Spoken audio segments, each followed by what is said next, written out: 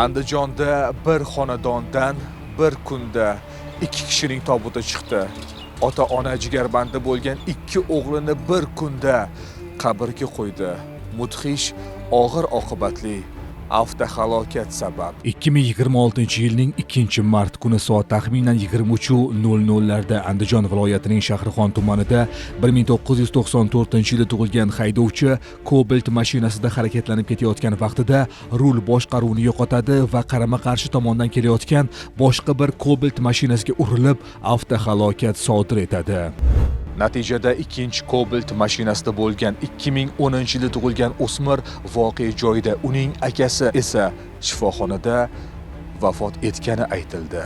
Marhumning do'stlari yigitlarni xotirlab Instagram ijtimoiy tarmog'iga ushbu videoni joyladi. Andijon viloyati yo'l harakati xavfsizligi boshqarmasi axborot xizmati mas'ullarining xabar berishicha, ayni vaqtda holat yuzasidan Jinoyat kodeksining 266-moddasi 2-qismi bilan jinoyat ishi qo'zg'atilgan. Hozirda tergovga qadar surishtiruv ishlari olib borilmoqda. Ushbu lavhani nima uchun sizlarning e'tiboringizga havola etdik?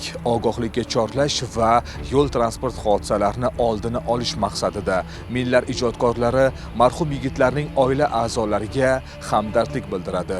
Hurmatli fuqarolar, har doim yo'l harakati qoidalariga amal qiling, zero hech bir ota-ona farzandim deb dodlab qolmasin.